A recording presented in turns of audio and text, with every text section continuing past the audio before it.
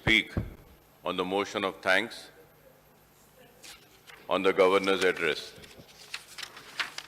Honorable Speaker, sir, the Governor's address to the joint session of State Legislature yesterday is significant for several reasons. In the year 2022, we missed the Governor's address for reasons known to one and all. Let bygone be bygones. It is a good beginning in the relationship between the two top constitutional functionaries in the state. However, Honorable Speaker, sir, compared to her previous address to the state legislature on 15th March 2021, which consisted of 42 pages, her latest address is down to only 21 pages. I am sure in the last 2 years the Telangana has achieved significant progress, but this has not been truly reflected in the current address of the Honorable Governor, which has been quite brief on both fact and figures, I would say. Moreover, this address is notable not for what it says, but for what it is missing or omitted, I would say. The Governor's address, which reflects the view of the state government, is silent on the stepmotherly treatment being meted out to the Telangana state by the BJP government at the center. This has not been mentioned, sir. So there was not even a murmur of protest against the deliberate targeting of an injustice done to the Telangana by the BJP regime. I am so saddened to say, sir, before me, two speakers have spoken, but none of them have spoken.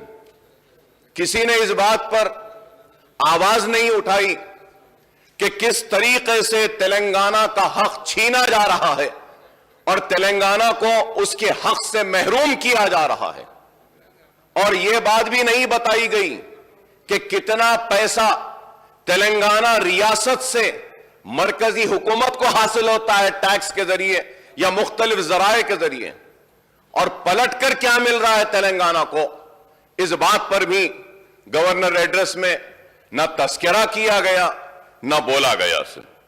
So the Honorable Chief Minister and other functionaries have been quite vociferous, I would say, quite aggressive. जब भी television के सामने आते हैं या public meetings में जाते हैं और बार बार कहते हैं about the raw deal being given to Telangana state. Ever since its formation in June 2014, coincidentally, the BJP regained power at the just before Telangana's formation. Sir, I would like to know what are the reasons, sir.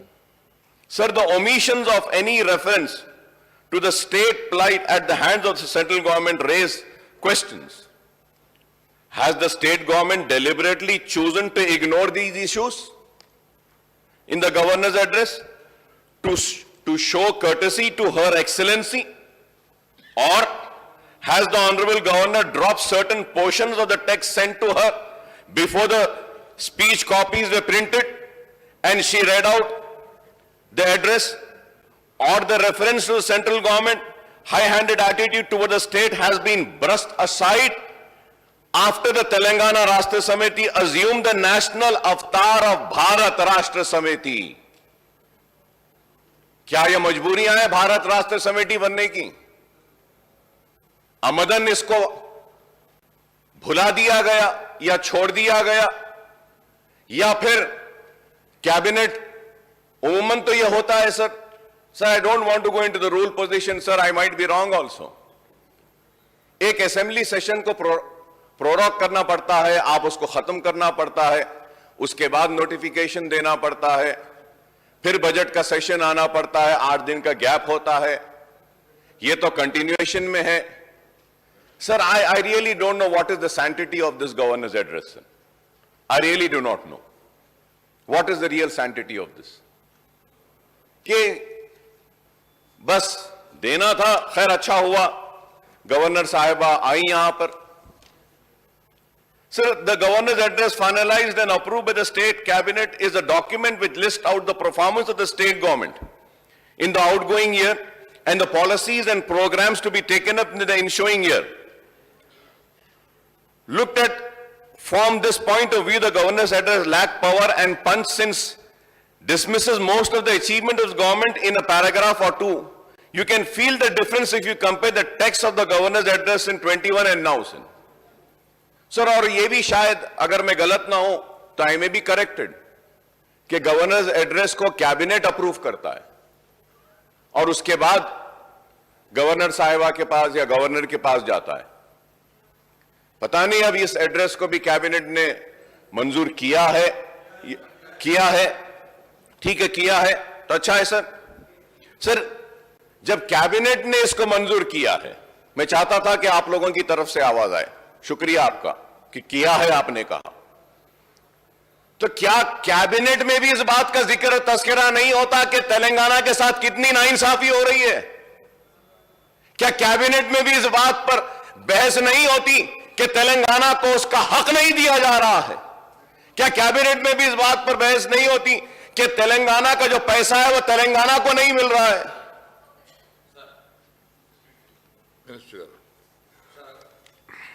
Sir అధ్యక్ష, అక్బర్ గారు క్యాబినెట్లో మీరేం ఇది మాట్లాడలేదు అది మాట్లాడలేదు అని చెప్పి మాట్లాడడం కరెక్ట్ కాదు, సభను మిస్లీడ్ చేస్తున్నారు వారు. క్యాబినెట్లో మేము ఏం మాట్లాడినామో వారికి చెప్పాల్సిన అవసరం లేదు అధ్యక్ష. మేము సమయం సందర్భం వచ్చినప్పుడు ప్రజలకు ఎప్పుడు ఏం చెప్పాలో మేము చెప్పుకుంటాం అధ్యక్ష. వారు క్యాబినెట్లో మాట్లాడడం గురించి మాట్లాడడం అసందర్భం, సభను మిస్లీడ్ చేస్తున్నారు అధ్యక్ష. దయచేసి వారికి మీరు సూచన చేయాలని కోరుతా ఉన్నాను. ऑनरेबल स्पीकर सर, मैं लेजिस्लेटिव अफेयर्स मिनिस्टर साहब को समझाना चाहता हूं, बोलना यह चाहता हूं, मैं आपकी कैबिनेट पे तनकीद नहीं कर रहा हूं, मैं सिर्फ यह जानना चाह रहा हूं कि जो नोट गवर्नर साहिबा ने इस ऐवान में पढ़ा है तो क्या यही नोट आपने भेजा है? बस यही जानना चाहता हूं, यही जानना चाहता हूं। आप रिकॉर्ड में आके बोल दीजिए, हाँ यही भेजे थे, बोलिए।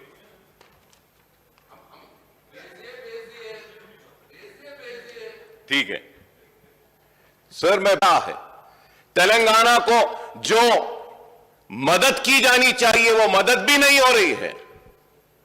आज 157 मेडिकल कॉलेजेस सारे हिंदुस्तान में खोलने का मरकजी हुकूमत ने ऐलान किया। क्या एक भी मेडिकल कॉलेज दिया तेलंगाना को? नर्सिंग कॉलेजेस खोलने का वादा किया पूरे हिंदुस्तान में, क्या तेलंगाना में एक भी नर्सिंग कॉलेज दिया? तो मैं यह कहना चाहता हूं कि गवर्नर साहिबा के एड्रेस में तेलंगाना की नाइंसाफी और मरकजी हुकूमत की स्टेप मदरली ट्रीटमेंट का जिक्र क्यों नहीं किया गया? क्या लेजिस्लेटिव अफेयर्स मिनिस्टर इसका जवाब देंगे कि क्यों नहीं किया गया? यह मेरा शिकवा है, यह मेरी शिकायत है, और यह शिकायत इसलिए है कि मैं तेलंगाना से हूं और तेलंगाना के साथ जो नाइंसाफी की जा रही है मरकजी हुकूमत की जानिब से, मुझे देखकर तकलीफ होती है, इसलिए यह बात कह रहा हूं और कुछ नहीं। सर, आगे बढ़ते हुए sir, it is pertinent to recall that through the AP Reorganization Act of 2014 got President of India's assent, and on 1st of March 2014 several promises were made to Telangana state in the act are yet to be fulfilled. The steel project of Bayaram and the rail can be made in union budget. So the division of assets and liabilities of the government, companies and corporation and other institutions listed under the 9th and 10th schedule of AP Reorganization Act is yet to be completed more than 8 years after the formation of Telangana state. The two Telugu states are at loggerheads and have taken the issue to the court. This has also not been mentioned. The central government has not yet only reduced the share of Telangana state under the devolution of central taxes and grant as per the 15th Finance Commission, but also put restrictions on borrowings of Telangana government under the FRBM Act. Through the central government's own fiscal deficit is galloping every year, sir. The grant for various central schemes like NREGA and Backward Areas Development Program have been reduced or withdrawn. So the state government request for according national project status to Kaleshwaram irrigation project on the lines of Polavanam project in neighboring Andhra Pradesh has virtually been rejected by the BJP government. Similarly, despite the Niti Aayog recommendations, the central government has ignored the state request to maintain grants for the Mission Bhagiratha and Mission Kakatiya scheme. The central government is denying extra borrowing limits under FRBM Act as Telangana refuses to implement the power sector reforms adversely affecting the farmers and other consumers.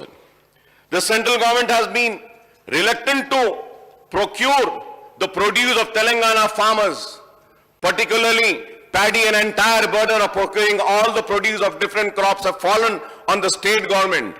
In Raitu Bandhu, Raitu Bima and Farm Loan Waiver Scheme, the contribution of central government is zero. Moreover, the central government has stopped release of loans by the central institution like PFC and REC for irrigation and power projects such as Palamuru Rangareddy Lift Irrigation Project in Telangana, Genco Power Project at Yadadri. The proposed Information Technology and Investment Region ITIR at Hyderabad has been dropped. The state demand for its due share in Krishna water is pending with the second Krishna Water Dispute Tribunal, and the central government is dealing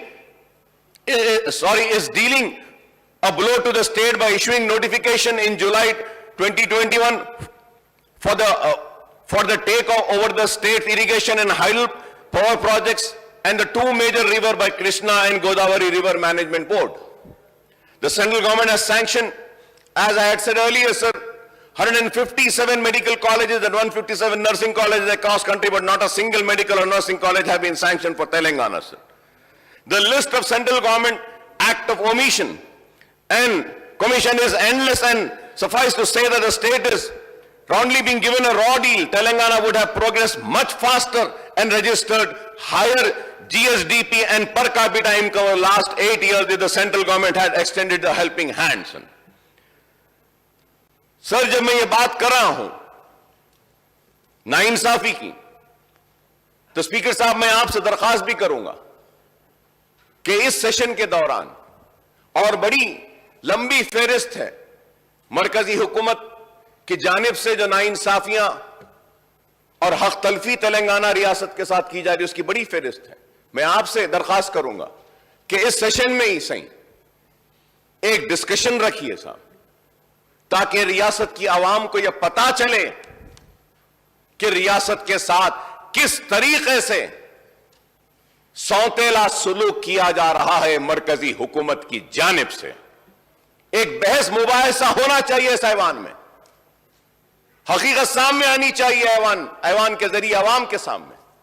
मैं आपसे दरखास्त करूंगा कि एक दिन मुकर्रर करिए ताकि हम भी इसमें हिस्सा लेते हैं और हुकूमत की जानिब से भी सही आदाद शुमार आएंगे, सही फिगर्स आएंगे, सही बातें आएंगी, ताकि आवाम को मालूम हो सके कि जो लोग आज तेलंगाना में आकर तेलंगाना की आवाम को भड़का रहे हैं और कह रहे हैं कि तेलंगाना में कोई तरक्याती काम नहीं हुआ, तेलंगाना में कोई तरक्की नहीं आई, तेलंगाना में कोई खुशहाली नहीं आई, तो अगर हम बहस रखेंगे तो हम बता सकेंगे कि कैसी खुशहाली आई, कैसी तरक्की आई, बावजूद इसके कि मरकजी हुकूमत ने ताउन नहीं किया, बावजूद इसके कि मरकज के जानिब से कोई मदद नहीं की गई।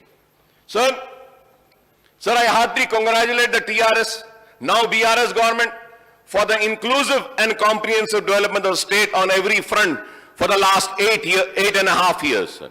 Kaleshwaram irrigation projects have virtually transformed large part of state and agriculture production has trebled, I would say, sir. The Telangana has become a power surplus now. Drinking water supply is provided to every habitation. The state has become investor friendly and attracted huge investment by multinational and Indian corporates in information and technology and other fields. Sir. Honorable Minister had went to Davos also, Switzerland. He has got so much of investment. I congratulate the government for that also. We need to project this sir अगर मैं यहां खड़े होकर बात कह रहा हूं, minister साहब नाराज होकर उठ गए फौरन।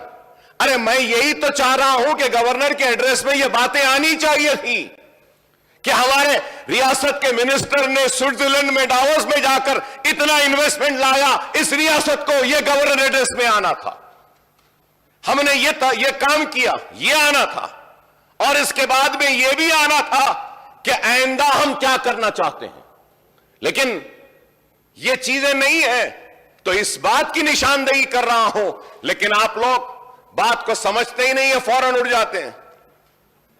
समझिए, मैं कह रहा हूं कि इस डॉक्यूमेंट में आना चाहिए, हमारी कामयाबियों का जिक्र होना चाहिए, इस डॉक्यूमेंट में रियासत की खुशहाली का जिक्र होना चाहिए और तरीके से।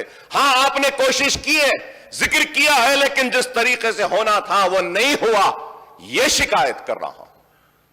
और honourable speaker sir, the state has made a tremendous progress on the welfare front by taking up schemes and initiative for welfare of scheduled caste and scheduled tribe, backward classes, minority and economically weaker sections. So the Asra pension for the aged widow, single woman, disabled and other vulnerable groups have come as a boon to these sections. Welfare of women and children has also been accorded a priority, and the Shadi Mubarak and Kanya Lakshmi schemes have helped over 12 lakh girls to get married. So compared to the previous government, in erstwhile United Andhra Pradesh, the Telangana government has launched several new initiatives and made higher budgetary allocation for minority community in the state. The opening of 203 minority residential schools and upgradation of these schools to residential junior college has brought a major change in school education for the minority children, sir. Sir, however, ये बात मैं जरूर कहना चाहूंगा कि बेशक कामयाबियां हुई हैं, इस बात से हम इनकार नहीं करेंगे।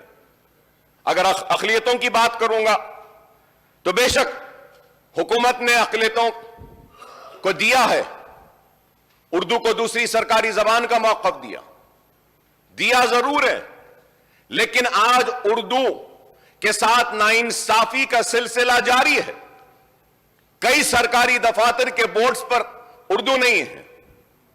मैं शुक्रिया अदा करूंगा कि उर्दू ट्रांसलेटर्स को कलेक्ट्रेट्स में आपने अपॉइंटमेंट दिया, उर्दू दरखास्तें तलब की जा रही हैं, लेकिन फिर भी उर्दू के साथ जो होना है नहीं हुआ। मैं ये भी कहूंगा कि हमारी मजलिस की नुमाइंदगी पर जितने भी सरकारी तकर्रुरात के इम्तिहानात जो उर्दू में नहीं होते थे वो उर्दू में होने लगे, इसके लिए भी शुक्रिया अदा करूंगा। लेकिन उसके बावजूद भी बहुत चीजें हैं जहां पे उर्दू नहीं है, तो उर्दू के साथ इंसाफ होना है। मैं ये भी कहूंगा कि अक़लियतों के लिए ऐलान किया गया, इस्लामिक सेंटर का 10 एकड़ जमीन दी गई है, तामीर शुरू होना है, मुझे उम्मीद है कि हो जाएगा।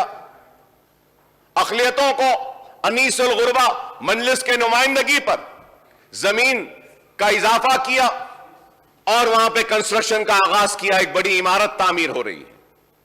हां, हो रही है, इस बात से इनकार नहीं करूंगा, लेकिन जिस तेजी के साथ होना था और मुकम्मल होना था नहीं हुआ।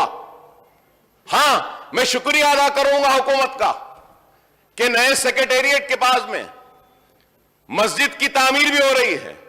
वादा किया गया कि सेक्रेटेरिएट की तामीर मुकम्मल होने से पहले मस्जिद की तामीर हो जाएगी। मैं जानना चाहूंगा कि मस्जिद की तामीर कौन से स्टेज में है।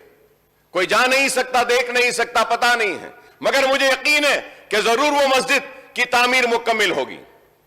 मैं सिर्फ बता रहा हूं, ऐसा नहीं है कि मैं यहां खड़े रह के आप पे तनकीद कर रहा हूं, नहीं, आपने जो किया है उस पर तारीफ भी कर रहा हूं, शुक्रिया भी अदा कर रहा हूं, और जो नहीं हुआ वो बताकर आपके जरिए उन मसाइल को हल भी करवाना चाहता हूं। शादी मुबारक मजलिस ने नुमाइंदगी की थी तेलंगाना के तश्कील के बाद इसी ऐवान में कि शादी मुबारक की स्कीम लाई जाए। आई शादी मुबारक की, कई गरीबों का फायदा हो रहा है, इस बात से हम इनकार नहीं करेंगे। लास्ट असेंबली सेशन में हमने चीफ मिनिस्टर साहब से मुतालबा किया था कि चीफ मिनिस्टर साहब फ्रूट मार्केट के ताल्लुक से, तो आज वो फ्रूट मार्केट के लिए जमीन दी गई, वहां पे काम हो रहा है और इसके लिए भी मैं हुकूमत का शुक्रिया अदा करूंगा, एग्रीकल्चर मिनिस्टर साहब का शुक्रिया अदा करूंगा कि फ्रूट मार्केट वक्फ बोर्ड की एक जमीन पर दी गई। हम ये नहीं कह रहे कि नहीं हुआ। अफजलगंज की मस्जिद के लिए हमने मुतालबा किया था, उसके लिए मंजूरी दी गई, पैसा दिया, चेक दिया गया, लेकिन फाइनेंस डिपार्टमेंट में चेक को रोक दिया, उसको रिलीज करवा दीजिए। ये बातें हम जो कह रहे हैं, लाल दरवाजे की मंदिर के लिए मजलिस ने, मैंने खड़े होकर कहा कि लाल दरवाजे की मंदिर के लिए उसके एक्सटेंशन का काम करना है। चीफ मिनिस्टर साहब का शुक्रिया कि 20 करोड़ रुपया उन्हें मंजूर किया, लेकिन आज भी वो काम नहीं हुआ। वो काम होना चाहिए।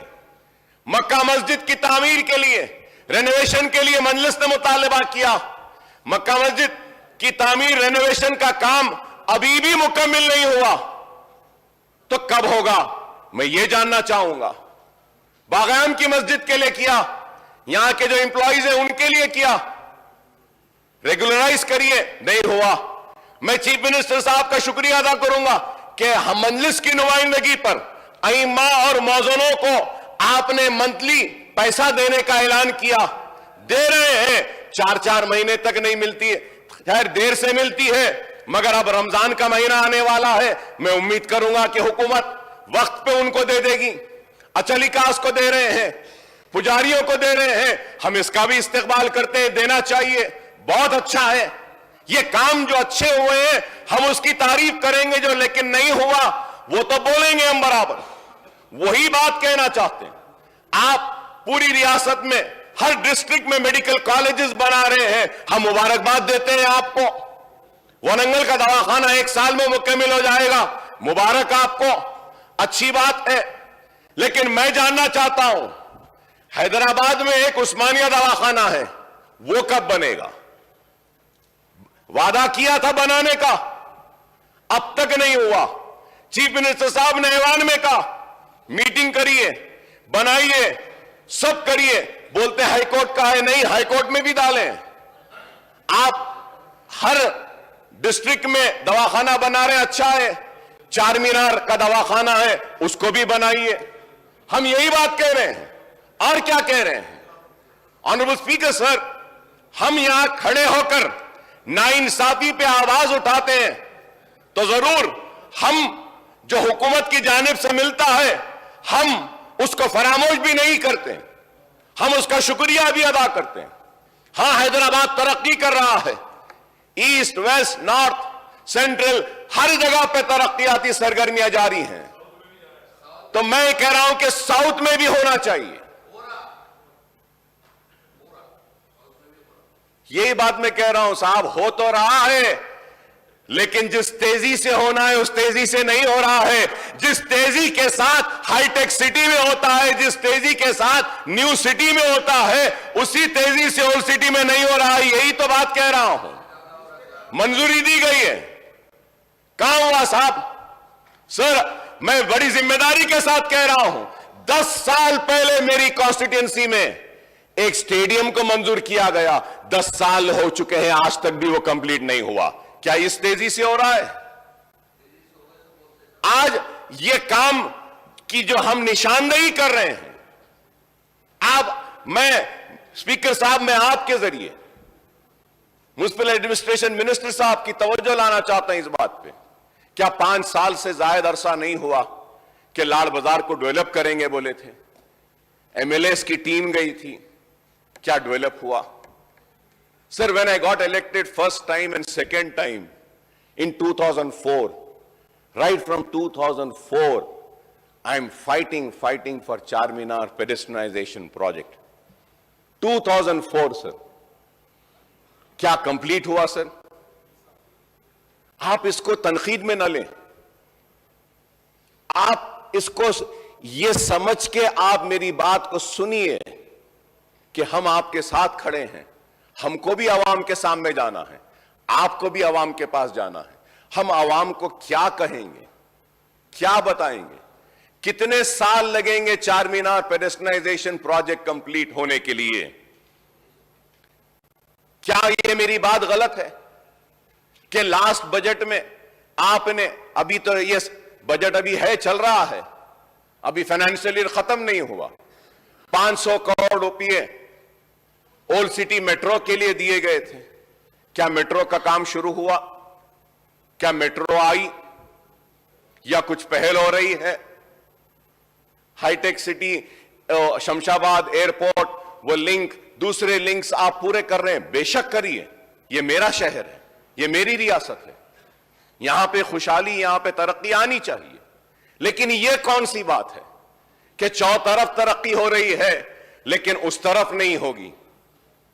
मैं याद दिलाना चाहता हूं मिनिस्टर साहब को, लास्ट बजट के इजलास में, लास्ट सेशन में, मैंने चीफ मिनिस्टर साहब से दर्दमंदाना अपील की थी कि पुराने शहर के रोड वाइडनिंग्स के लिए कुछ पैसा दे दीजिए। मुझे माफ करें ऑनरेबल स्पीकर साहब, केटीआर साहब, आप मुझे माफ करें, लेकिन सीएम साहब ऐलान कर रहे थे कि हां कुछ 1000 करोड़ रुपया दे देंगे पुराने शहर के लिए। आपने जाकर कहा कि नहीं, हम कर देते हैं पूरा। सीएम साहब ने उठकर कहा कि अकबर साहब पूरी वाइडनिंग हो जाएगी। सर 1980 से वाइडनिंग अभी भी पेंडिंग है सर। क्या आप बताइए, अगर मैं यहां खड़े रहकर अगर बात कर रहा हूं तो इस आंख से ना देखें कि एक मुसलमान खड़े होकर बात कर रहा है, नहीं, या मुसलमान के लिए बात कर रहा हूं, नहीं। हां, मैं मुसलमान के लिए बात करता हूं, हां मैं पुराने शहर की बात करता हूं, हां मैं तेलंगाना की बात करता हूं, हां करता हूं मुसलमान की, इसलिए करता हूं कि मैं अवामी नुमाइंदा हूं, जिम्मेदार हूं। मेरा फर्ज है, मेरी जिम्मेदारी है कि जो कमजोर है, जो पसमानदा है, जो पीछे है, उसका हाथ पकड़कर उसको आगे बढ़ाऊं। ताकतवर का हाथ तो सब थामेगा, कमजोर का हाथ कौन थामेगा? अगर हम अवामी नुमाइंदे अगर कमजोरी को दूर नहीं करेंगे तो फिर और कौन करेगा? और आज अगर मैं बात कर रहा हूं मुसलमान को आगे लाने की, तो मुसलमान जब आगे आ जाएगा तो अगर कोई मुसलमान के पीछे अगर कोई हिंदू रहेगा, सिख रहेगा, ईसाई रहेगा, तो अकबरुद्दीन ओवैसी उस हिंदू, सिख, ईसाई का भी हाथ पकड़कर उसको भी सामने लाने की कोशिश करेगा। इसी से तो हमारे मुल्क में खुशहाली आएगी, तरक्की आएगी। एसआरडीपी के प्रोजेक्ट्स हो रहे हैं, कितने प्रोजेक्ट्स हुए हैं साहब ओल्ड सिटी में, बताइए। एसआरडीपी सेकेंड फेज हम बोले, क्या सेकेंड फेज एसआरडीपी में, क्या जो चंद्रायन गुट्टे के फ्लाईओवर्स का हमने जिक्र किया, क्या वो लिया गया? मिनिस्टर साहब ने वादा किया था, बजट पे ले लीजिए, बजट नहीं साहब मैं जरा बोलता हूं साहब, इसमें खत्म करता हूं। सर मिनिस्टर साहब ने वादा किया था। सर ऑनरेबल स्पीकर साहब, मैं आपसे बड़े ही अदब के साथ, बड़े ही एहतराम के साथ, इस कुर्सी की इज्जत करते हुए मौजरत खाई के साथ कहना चाहता हूं, स्पीकर साहब 1 साल हो गया, मिनिस्टर साहब ने कहा था कि मीटिंग बुलाएंगे, बहादुरपुरे में आईटीआई का था, कई इश्यूज थे। 1 साल में क्या मीटिंग बुलाए सर? सर इस ऐवान में वादा किया जाता है, क्या ऐवान में जो तयखुन दिया जाता है, जो जबान दी जाती है, क्या उसकी भी अहमियत नहीं है? क्या उसका भी एहतराम नहीं है? आप बताइए स्पीकर साहब, आप बोलिए, आपकी मौजूदगी में कहा गया कि जरूर मीटिंग बुलाएंगे, क्या आज तक मीटिंग हुई? हमने जूनियर कॉलेज के लिए कहा था, बहादुरपुरे में आईटीआई के लिए कहा था, इंक्यूबेटर्स के लिए कहा था, स्टार्टअप्स के लिए कहा था कि वो जो एससी एसटीज को जो आप दे रहे हैं वो मुसलमानों को दीजिए। On par with SC STs का वादा किया गया, on par with SC STs क्या हुआ? क्या रिव्यू हुआ? मैं जानता हूं चीफ मिनिस्टर साहब मसरूफ रहते हैं, मैं जानता हूं केटीआर साहब भी मसरूफ है, मैं जानता हूं कि सारे मिनिस्टर्स मसरूफ हैं। उनसे दरखास्त करूंगा सबसे, आप लोग मसरूफ हैं, हमको एक आदमी बता दीजिए जिसके पास हम जाके मिल सकते हैं, हम मिल लेंगे, खड़े रह जाएंगे। आपके चपरासी से भी मिलना बोले तो मिल लेंगे, तेलंगाना के लिए, पुराने शहर के लिए, हमारी आवाम के लिए हम खड़े रह जाएंगे। मगर मिलिए तो सही, कोई वादा तो पूरा कीजिए। सर नए स्पीकर साहब बोलने दीजिए मुझे। सर मैं बजट पे बोलेंगे साहब, इस पे भी बोलना है, बजट पे भी बोलेंगे। बजट में आने का इश्यू है ना, हर वक्त यही बोले साहब, सेशन बढ़ा देंगे, विंटर सेशन आ जाएगा, 15 दिन कर देंगे, कितने हुए साहब? 2014 से लेकर अगर हम देखेंगे, फिगर्स है साहब मेरे पास, फिगर्स है, 126 दिन हुए थे। अब ये 5 साल 4.5 साल में सिर्फ 64 डेज ही बैठे हम। टीवी के डिबेट्स में ज्यादा बैठते हैं, असेंबली में कम बैठते हैं लोग। अहमियत आज टीवी की हो गई, इस हाउस की नहीं रही। बोलने दीजिए साहब। पहले अब आप लोग तय कर दिए 12 को खत्म, 25 साल होने आ रहे हैं साहब। कभी बजट सेशन इतना जल्दी तेजी के साथ खत्म होता हुआ नहीं देखे। लेटर भेजा मैं बीएससी में, इस वास्ते नहीं आए हैं। जियो, आपके चीफ मिनिस्टर साहब भी नहीं आए, लीडर ऑफ द हाउस भी नहीं आए, नहीं आए तो फिर हम नहीं आए तो हम नहीं आए तो क्या? हाँ तो क्या? देखिए, मैं तसादुम करना नहीं चाहता, मैं तसादुम करना नहीं चाहता। तो बोलना नहीं है, या तो आइए माइक पे आके बोलिए, बोलिए, बोलने दीजिए हमको। Please conclude. वही तो बोल रहा हूं मैं। तो आप माइक नहीं लेते, आप वैसे ही बोलते हैं। आप माइक लेकर बोलिए ना, अकबर साहब बोलिए आप। Please conclude. इतना गुस्सा आप लोग को, इतनी नाराजगी कि फिर क्यों भाई? बोलने दीजिए ना, बोलने दीजिए। शिकायत क्या है साहब? शिकायत क्या है बताइए। స్పీకర్ సార్, సభ అన్నప్పుడు కొన్ని మర్యాదలు, కొన్ని పద్ధతులు ఉంటాయి సార్. ఇప్పుడు వాళ్ళ సభ్యులు ఉన్నది మొత్తం 7, మాకున్నది 105 మంది. మరి 7 ఉన్న వాళ్ళకు మీరు గంట టైం ఇస్తే, గంటల పాటు ఆయన గవర్నర్ ప్రసంగం మీద కాకుండా బడ్జెట్ మీద, మున్సిపల్ పద్దు మీద మాట్లాడినట్టు మాట్లాడితే దానికి మేము అభ్యంతర పెడతా అంటే కూడా ఆయనకు ఆవేశం ఎందుకు సార్? రెండోది సార్, వారు మాట్లాడుతున్నారు మీరు బీఏసీ ఈ నిర్ణయం తీసుకున్నారు, ఆ నిర్ణయం తీసుకున్నారని మాట్లాడతారు. ఆయన బీఏసీకే రాడు. వచ్చి ఏమైనా వాదించినా, వచ్చి చెప్పినా, విజ్ఞప్తి చేసినా మీరు వింటారు. శాసనసభ వ్యవహారాల మంత్రి ఉన్నారు, అక్కడికి రారు. అక్కడికి రాకపోగా పైపెచ్చి ఈ టర్మ్లో అసలు అసెంబ్లీయే జరగలేదన్నట్టు మాట్లాడుతున్నారు. ఆయన మర్చిపోతున్నాడు ఈ టర్మ్లో 2 సంవత్సరాలు కోవిడ్కి పోయింది, అది మర్చిపోతున్నాడు కన్వీనియంట్గా. అంటే అధ్యక్ష, మాట్లాడేటప్పుడు ఆవేశంగా గొంతు పెంచి గొంతు చించుకుంటే దానివల్ల ఏం రాదు అధ్యక్ష. చెప్పాలనుకున్న పాయింట్ చాలా క్లుప్తంగా, పద్ధతిగా, మర్యాదగా కూడా చెప్పొచ్చు. గొంతులు చించుకున్నంత మాత్రాన చాలా గొప్ప వాళ్ళం అని ఆయన అనుకుంటే నేను చేయగలిగేదేం లేదు. కానీ ఒకటి మాత్రం వాస్తవం, the speech that you are making today is in response to the governor's address. I think you've been given ample opportunity for the number of legislators you have. You've been given ample opportunity. మరి మీరు వాళ్ళకి 7 ఉన్న వాళ్ళకి ఇంత time ఇస్తే, మేము 105 మంది ఉన్న అధ్యక్ష, మాకెంత టైం ఇవ్వాలి అధ్యక్ష? మీరు మా వాళ్ళు ఇద్దరే మాట్లాడారు, గంట మాట్లాడారు. ఆయన 7 ఉన్న ఆయన గంట మాట్లాడతాడు. ఇది ఎక్కడ పద్ధతి అధ్యక్ష? మీరు సమయ పాలన కూడా మీరు చెప్పాలా. మళ్ళీ గవర్నమెంట్ హ్యాస్ టు రిప్లై. ఆయన సభానాయకుడు రాలేదని మాట్లాడతారు అధ్యక్ష. సభానాయకుడికి ఆయనకి ఏం పోలిక అధ్యక్ష? నాకు అర్థం కాదు.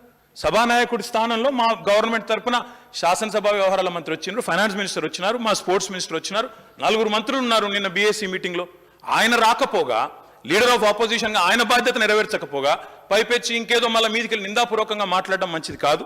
मैं अकबर साहब से भी रिक्वेस्ट करता हूं, आप आज गवर्नर स्पीच पे आपकी सजेशन, आपके इनपुट, आपके जो भी कमेंट्स है आप दे रहे हो, उस बात पे गवर्नमेंट जरूर रिप्लाई करेगी. But to make sweeping remarks saying the government is not functioning, ministers are not available, ఇది మంచిది కాదు అధ్యక్ష, మంచి ధోరణి కాదు. ఇప్పటికైనా వారిని సవరించుకోమనండి. మీరు కూడా సమయపాలన పాటించాలి అధ్యక్ష. ఎందుకంటే మరి మాకు కూడా అవకాశాలు రావాలి, మేము కూడా మాట్లాడాలి, మంత్రులు సమాధానం చెప్పాలి, ఇక్కడ చెప్పి మేము కౌన్సిల్కి పోవాలి. కాబట్టి ఇది కరెక్ట్ వ్యవహారం అయితే కాదు. వారిని కూడా దయచేసి సమయపాలన పాటించే విధంగా తమరు చర్య తీసుకోవాలని కోరుతా ఉన్నాను అధ్యక్ష. Please conclude. Honorable Speaker, sir. Sir, Honorable Minister Saab is a very learned man. He is also a senior man, very qualified, well educated. I just want to tell one thing is that I am not a newcomer in this house. And it is not for the first time that I am speaking here. I have spoken in Andhra Pradesh Legislative Assembly several times on vote of thanks for the governor's address also. And it is not that the first time or in this Telangana state being in number 7 or with 7 numbers we are being given or allotted 1 hour or 40 minutes. No, sir. You can go and check the records. Always in Andhra Pradesh Legislative Assembly also, the MIM party has been allotted good number of times and opportunity, and longer time to speak. It is not the first time. आप 107 हैं, जरूर आप लीजिए, 2 दिन बात करिए, एतराज नहीं है इस बात पर। एतराज इस बात पे है कि टॉलरेंस लेवल किसका कितना है। आपका टॉलरेंस लेवल ही कम होते जा रहा है, टॉलरेट ही नहीं करना चाह रहे। हाँ, अगर अकबर ओवैसी यहां खड़े रहकर 1 घंटा तारीफ करेगा तो और 1 घंटा बोलेंगे। देखिए, अरे देखिए, हेल्दी डेमोक्रेसी में एक दूसरे को सुनने की ताकत भी होनी चाहिए, अकबर साहब, तनकीद को भी सुनना चाहिए, जब भी डेमोक्रेसी मजबूत होती है। नहीं, अकबर साहब, There was a time when I used to speak, Roshaya Saab was a finance minister, I used to criticize the government. He used to get up from his chair and come and tell me, Mr. Owaisi, you have spoken well. Very good young man, he used to say. I have seen so many chief ministers. Please conclude. और मैं यहाँ खड़े रह के बोल, आपने कहा कि अकबर साहब बीएससी में नहीं आए। सर, ऑनरेबल स्पीकर सर, मैं सर नहीं, I am not yielding, sir. Let me complete, sir. Let me complete. I am not yielding, sir. Let me complete. Sir. Let me complete, sir. Then I'll give you an opportunity. Sir Akbar గారు ఇప్పటికైనా కానీ governor ప్రసంగం మీద మాట్లాడమని సూచించండి sir. ఇంకా వాళ్ళతో మాట్లాడుతూ పోతే మేము కూడా ఆయన చూసినాం సార్. మేము ఆయన వారు సభ్యులుగా ఉన్నప్పుడు రోషే గురించి మాట్లాడుతున్నాం, వాళ్ళ గురించి మాట్లాడుతున్నారు. వారు చాలా బాగా మాట్లాడేది. ఈ మధ్యలో వారికి కూడా కోపం ఎక్కువ వస్తున్నారు అధ్యక్ష. అప్పుడు చాలా బాగా మాట్లాడేది. ఎందుకో వారికే కోపం ఎక్కువ వస్తుంది, మాకు రావట్లేదు కోపం. आपको गुस्सा ज्यादा हो रहे, हम नहीं हो रहे. आपको टॉलरेंस कम हो रहे, हमको नहीं हुआ. जिसपे ऊपर आप गुस्सा आना है उस पे ऊपर आइए. आप हमारे ऊपर गुस्सा है तो क्या आता. దయచేసి అధ్యక్ష గవర్నర్ ప్రసంగం మీద మాట కంక్లూడ్ చేయమని రిక్వెస్ట్ చేస్తున్నాం వాళ్ళకి. साहब, आप सीनियर आदमी हैं। साहब, आप जब बोलते हैं तो मैं जवाब नहीं देना साहब. नहीं, बार आप बोलना जरूरत नहीं पड़ता। सर देखिए साहब, अब अगर मिनिस्टर साहब उठ के बोलेंगे मैं जवाब नहीं देना. नहीं साहब, आप सीनियर मोस्ट आदमी हैं। आप जो भी बोले आप तारीफ करें, अकबर साहब, तो मुझे भी आपकी तारीफ करने दीजिए पलट के. अकबर साहब, एक भी यहाँ पे करने का नहीं। आप अच्छा बात कर रहे हैं। गवर्नर स्पीच के ऊपर जो पहला आप जो कोर्ट की अच्छा किए, मैं भी तारीफ करता हूँ। फिर भी आप सीनियर मेंबर है, आप पूरा जानते हैं, प्लीज काइंडली कोऑपरेट। नहीं सर, मैं एक ही बात बोलना चाह रहा हूं. मिनिस्टर साहब ने कहा कि अकबर साहब आप बीएससी में नहीं आए. सर, मैं नहीं आया हूंगा, क्या मेरा रिप्रेजेंटेशन आप तक गया नहीं गया? कितने दिन असेंबली करना हम बोले या नहीं बोले लेटर में? कौन से इश्यूज को टेकअप करना बोले या नहीं बोले? शायद मिनिस्टर साहब को नहीं मालूम, उनको भी कॉपी भेज देता हूं. आप बोलिए साहब, हम क्या बराबर वहां पे अपना रिप्रेजेंटेशन दिए या नहीं दिए सर? दिए सर या नहीं दिए सर? सर हम दिए, बराबर दिए. हम नहीं भी आए तो हमारे मसाइल को रखे. हम नहीं भी आए तो क्या मसाइल को उठाना है वो भी हम बोले. हम नहीं आए तो उसकी वजह भी बोले. आप बोल रहे हैं कि आप नहीं आए. प्लीज हाँ, हम बराबर भेजे अपने मसाइल. Please conclude. मैं कर रहा हूं सर, मैं अब इसमें कंक्लूड कर रहा हूं. प्लीज। ये लोग के पास में एक सब्र नहीं है साहब कि खामखा के उलझना चाहते हैं. हम बार बार बोलते रहे जीएसटी से तेलंगाना का नुकसान होगा. नहीं होगा अकबर साहब, बेफिक्र रहिए. डिवोल्यूशन ऑफ फंड्स में हमको कम आएंगे पैसे. चीफ मिनिस्टर साहब ने उठकर कहा अकबर साहब आप बेफिक्र रहिए, नहीं आएंगे. आज हो रहा है. हमने डिमोनेटाइजेशन पे उठकर खड़े रहकर मैंने कहा, सीएम साहब ने कहा नहीं अकबर साहब नहीं, आप बेफिक्र रहिए, नहीं होगा. और प्राइम मिनिस्टर को ऐसा नहीं बोलना चाहिए डिमोनेटाइजेशन अच्छा है बोले. हम बोले नहीं, आप भरोसा मत करिए इन पर, ये कभी भी साथ छोड़ देंगे. नहीं, आप नहीं अकबर साहब, हम बराबर करेंगे. अब उसके बाद में वाइस प्रेसिडेंट के इलेक्शन में आपने साथ दिया, प्रेसिडेंट इलेक्शन में आपने साथ दिया बीजेपी का. लेकिन बीजेपी ने क्या किया आपके साथ? क्या किया बताइए. आगे बात करेंगे, टाइम है. आप हाँ साहब, मैं वही तो बोल रहा हूं. Please conclude on that. मैं गवर्नर के स्पीच में जा रहा हूं सर. Please conclude. मैं उससे हट नहीं रहा हूं. अब उठ के अगर बोल रहे हैं तो मुझे जवाब तो देना पड़ेगा. दे दिए. देना पड़ेगा ना साहब मुझे. दोनों भी. आप करीब होते रहे, इतने करीब होते रहे कि आपको दूर कर दिया गया, आज दूर हो गए तो वो बुरे हो गए। अरे हम यही बात कह रहे थे कि इतना करीब ना जाइए। खैर, इसके साथ साथ मैं मुबारकबादी देता हूं चीफ मिनिस्टर साहब को, टीआरएस पार्टी को भारत राष्ट्र समिति बनने पर कि तेलंगाना का राष्ट्र हो गया, अब आप भारत का राष्ट्र करने निकले हैं, आपको मुबारकबादी देता हूं। मगर उसके साथ यह भी जरूर कहूंगा कि इस बात का भी ख्याल रखिए कि हम जब गए तो हमको बी टीम बोले, नहीं मालूम अब आपको कौन सी टीम बोलेंगे, नहीं मालूम कि आपको कौन सी टीम बोलेंगे। बस यहां पे दो ही लोग हैं, एक वो और दूसरे कौन है मालूम है, ये नहीं चाहते कि कोई तीसरा आए। तो होशियारी के साथ, समझदारी के साथ आगे बढ़िए। स्पीकर साहब, मैं ये बात भी कहूंगा कि 5 साल से मुसलमानों को कर्ज नहीं दिया गया, 5 साल से माइनॉरिटी फाइनेंस कॉर्पोरेशन से कर्ज नहीं किया गया। नहीं सर, इसमें बोले माइनॉरिटीज का सबका अच्छा कर रहे बोल के, तो मैं बताना चाह रहा हूं कि 5 साल से दरखास्तें नहीं बुलाए गए। जब बुलाए गए तो 1.5 लाख से ऊपर आए, अब दरखास्तें बुलाए तो 2 लाख चिल्लर दरखास्तें आई हैं। पैसा कम है, पैसा दीजिए ताकि उन दरखास्तों को क्लियर कर सकें। इसलिए कह रहा हूं overseas scholarship, sir overseas scholarship बच्चों के कोर्सेज खत्म हो गए हैं लेकिन आज भी नहीं आए। 1.5 करोड़ रुपए, 150 करोड़ रुपए अगर दे देंगे तो पूरे पैसे आ जाएंगे। मरकजी हुकूमत की एक ग्रांट है जहां पे स्कूल बिल्डिंग्स बना रहे माइनॉरिटीज के लिए, स्टेट गवर्नमेंट का एक शेयर होता है, वो शेयर रिलीज करना है, उसको रिलीज कीजिए। यही बात कह रहा हूं।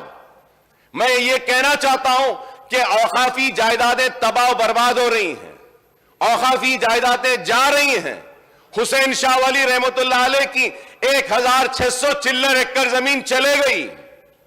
जब तेलंगाना का एजिटेशन हो रहा था तो टीआरएस लड़ रही थी उस जमीन के लिए, और फिर उसके बाद में सुप्रीम कोर्ट में हुकूमत की जानिब से हलफनामा डाला गया कि यह रियासत की जायदाद है। तो मैं ये बातें बताना चाह रहा हूं, बताना इसलिए चाह रहा हूं कि अगर इन बातों का करेक्शन नहीं होगा तो फिर इससे नुकसान होगा। खर्च के लिए कतार में है, उस्मानिया दवाखाना तामीर होना है, मेट्रो ट्रेन आनी है, रोड वाइडनिंग पुराने शहर में होनी है, सीवरेज प्लान हमने दिया है, उसको मंजूरी देना है। तो मैं यही कहूंगा कि आप बस्ती दवाखाने खोले हैं, बहुत अच्छा है, इससे फायदा हो रहा है, मुबारक। डायलिसिस सेंटर्स खोले हैं, बहुत अच्छा है। कंटी वेलुगु आंखों का जो टेस्ट कर रहे हैं, अच्छा है। ऑनरेबल स्पीकर साहब, उसमें एक चीज मैं अपनी जानिब से हुकूमत से कहना चाहूंगा कि आई टेस्टिंग होने के बाद में कई पेशेंट्स को कैटरैक्ट की सर्जरीज रिक्वायर्ड है। मैं एक सजेशन देना चाहता हूं कि आप आरोग्यश्री के अंडर वो कैटरैक्ट सर्जरीज को ला लीजिए, ताकि वो लोग जो लोग को सर्जरीज की जरूरत है, ये कंटी वेलुगु जो आपका प्रोग्राम है, इसमें वो प्राइवेट हॉस्पिटल्स में या गवर्नमेंट हॉस्पिटल में जाके सर्जरी करवा सकते हैं। अरे मैं यहां खड़े होकर सजेशंस दे रहा हूं आपको। सर, ऑनरेबल स्पीकर सर, के केजी टू पीजी का ऐलान किया गया था, इस ऐवान में किया गया था कि फलकनुमा कैंपस में 20 करोड़ का सैंक्शन दिया गया, आज भी वहां पे नहीं आया। डिग्री कॉलेजेस के लिए हम बोले, हुकूमत ने ऐलान किया कि मलकपेट में एक आईटी का एक बड़ा एक सेंटर और टावर बनाया जाएगा। मैं जानना चाहूंगा हुकूमत से कि क्या हुआ है उस ताल्लुक से। हमने नामपल्ली में कहा कि आईटीआई का जो इंडस्ट्रियल ट्रेनिंग का इंस्टीट्यूट है, वहां पे आप और स्किल डेवलपमेंट को लेकर आइए। मैंने इससे पहले भी कहा था कि निफ्ट का एक सेंटर ओल्ड सिटी में लाइए, नैक का एक सेंटर लाइए, स्किल डेवलपमेंट की ट्रेनिंग लाइए, इंक्यूबेटर स्टार्टअप्स में जगह दीजिए। यही बात मैं कह रहा हूं और कुछ नहीं कह रहा हूं। यह बात पे आपको नाराज होने की जरूरत नहीं है, नाराज नहीं होना है। अरे मैं जब ये मुतालबे आपके सामने रख रहा हूं, 2 बेडरूम का कह रहा हूं sir, honourable speaker sir, GHMC area में सिर्फ 9,000 घर दिए अलॉटमेंट। 9,000 में क्या जीएचएमसी में गरीबों को 2 बेडरूम मिल जाएगा? मैं जानना चाहूंगा कि 2 बेडरूम के घर कब होंगे? ऑनरेबल स्पीकर सर, आप भी इस बात से इनकार नहीं करेंगे कि इस ऐवान में ऐलान किया गया कि नोटराइज डॉक्यूमेंट को रजिस्टर्ड डॉक्यूमेंट की तरह ट्रीट किया जाएगा। यह कब होगा, यही मैं जानना चाह रहा हूं। क्या मेरी बात ये गलत है? खुली कुतुब शाह जो अर्बन डेवलपमेंट के ताल्लुक से जानना चाहता हूं, मेट्रो ट्रेन आखिर चलेगी या नहीं चलेगी?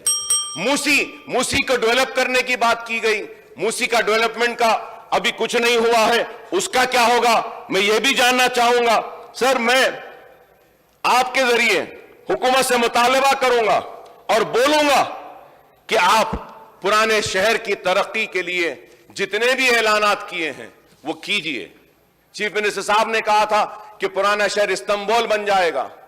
सर, इस्तांबुल नहीं, बस जैसा भी अच्छा बना दीजिए, हम आपके शुक्रगुजार रहेंगे। उस्मानिया दवाखाना बना दीजिए, हम आपके शुक्रगुजार रहेंगे।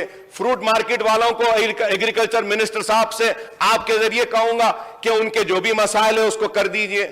वहां पे वो कारोबार कर रहे हैं, मैंने जबान दी है और कहूंगा जब आपकी मार्केट बन जाएगी वो वहां से चले जाएंगे, आपकी मार्केट में, वहां पे नहीं रहेंगे। यही बातें आपने स्टडी सर्कल्स पूरे डिस्ट्रिक्ट्स में लाएंगे, बोले वो लाइए। मुसलमानों के ट्रेनिंग के मराकज पूरे डिस्ट्रिक्ट में लाएंगे, बोले वो लेकर आइए।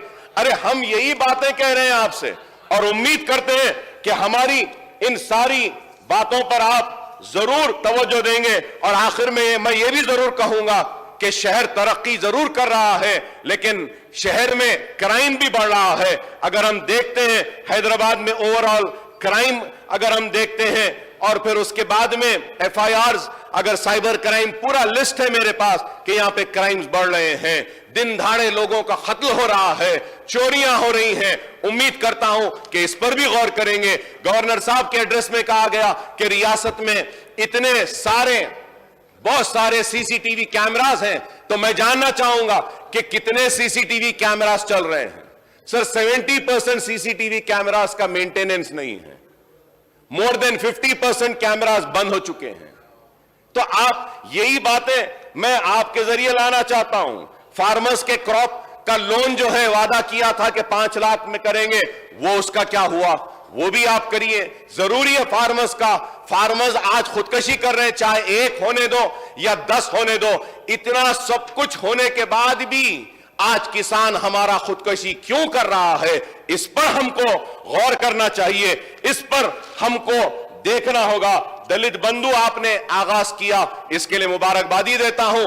11,000 दलितों को इससे फायदा हुआ है, आपने दिया है। लेकिन मैं कहूंगा कि इंक्लूसिव की बात गवर्नर एड्रेस में की गई है कि यह हुकूमत सबको लेकर चलती है। तो मैं जानना चाहूंगा कि चीफ मिनिस्टर साहब ने ऐवान में कहा था कि दलित बंधु की तरह बीसी बंधु भी होगा, माइनॉरिटी बंधु भी होगा, तो क्या वो होगा, क्या आप देंगे या नहीं? गवर्नर एड्रेस में हमारा पर कैपिटा इनकम के बारे में की, जीएसडीपी की बात की, सबकी बात की। मैं चाहूंगा कि जब जवाब दे तो पर कैपिटा डेप्थ कितना है, हमारा पर कैपिटा डेप्थ कितना है कि आज तेलंगाना रियासत 3.5 लाख करोड़ के कर्ज में है।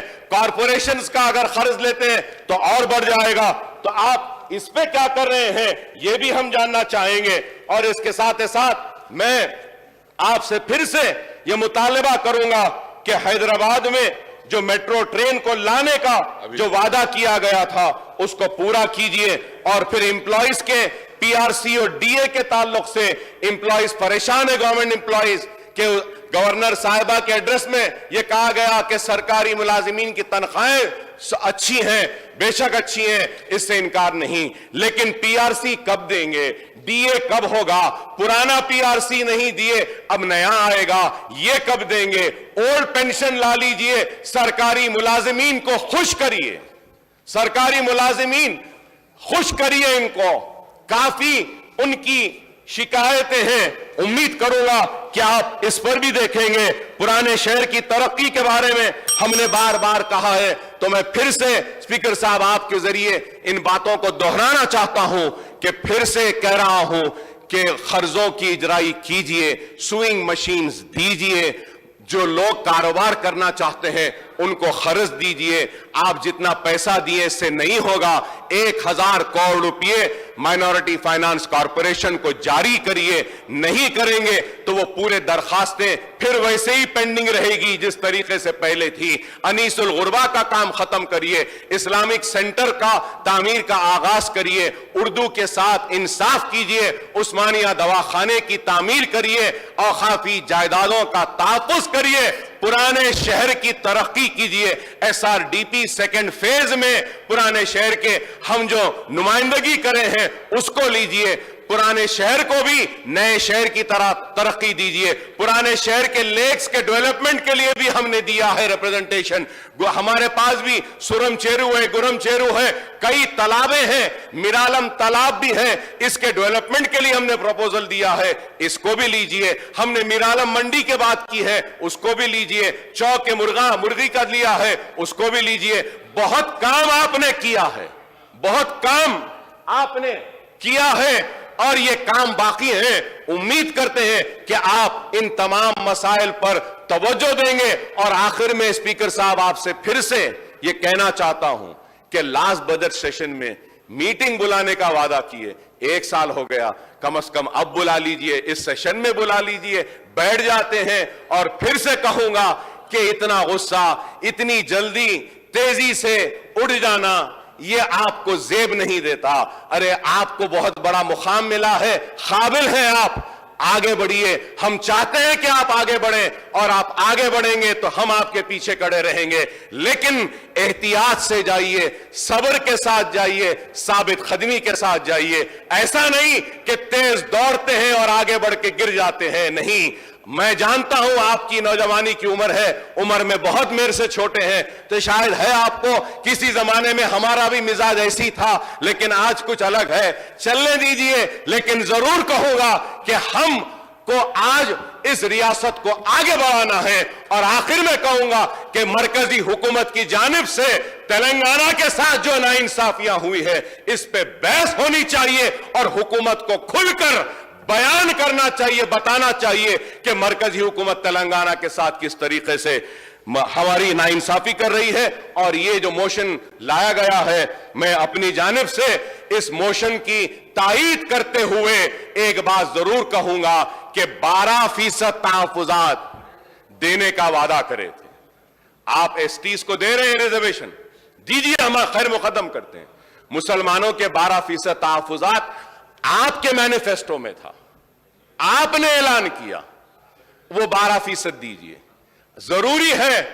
और बीसी कॉरपोरेशन के जरिए भी BCE में मुसलमान हैं, उसको भी करिए। और ये मोशन जो मूव किया गया है, मैं इसकी तायीद करता हूं और आपने जो मुझे मौका दिया इसके लिए मैं आपका शुक्रिया अदा करता हूं।